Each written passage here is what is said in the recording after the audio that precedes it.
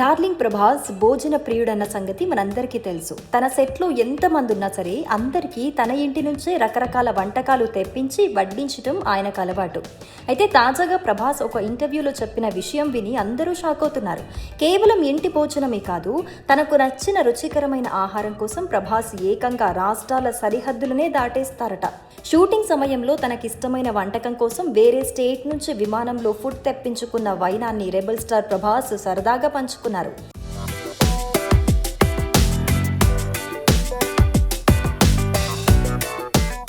ఈ ఆసక్తికర ఘటన ఆదిపురుష సినిమా షూటింగ్ సమయంలో ముంబైలో జరిగింది. ఒకరోజు షూటింగ్ గ్యాప్లో దర్శకుడు ఓం రౌత్ చిత్ర బృందంతో కలిసి ప్రభాస్ కూర్చున్నారు. ఆ రోజు డైట్ పక్కన పెట్టి చీట్ మీల్ తినాలని డిసైడ్ అయ్యారు.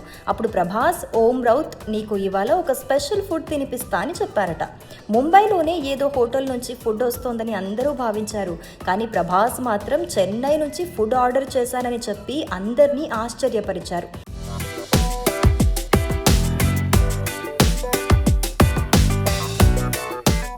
చెన్నై నుంచి ముంబైకి ఫుడ్ ఎలా వస్తుంది అని ఓం రౌత్ సందేహపడుతూ ఉండగా ప్రభాస్ అసలు విషయం చెప్పారు.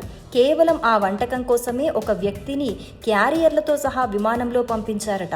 ఉదయం 10 గంటలవుతున్న ఫుడ్ రాకపోవడంతో ఓం రౌత్ కంగారు పడ్డారు. కానీ కొద్దిసేపటికే చెన్నై నుంచి నేరుగా షూటింగ్ స్పాట్కు ఆ వ్యక్తి చేరుకోవడంతో అందరికీ వేడి వేడి చెన్నై స్పెషల్ ఫుడ్ను ప్రభాస్ వడ్డించారు. ఫుడ్ మీద ప్రభాస్కు ఉన్న ప్యాషన్ చూసి ఓం రౌత్ అవాక్కయ్యారట.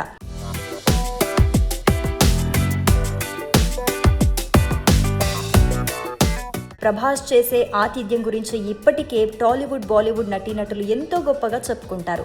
కరీనా కపూర్ నుంచి అమితాబ్ బచ్చన్ వరకు అందరూ ప్రభాస్ ఇంటి భోజనానికి ఫ్యాన్స్ అయిపోయారు.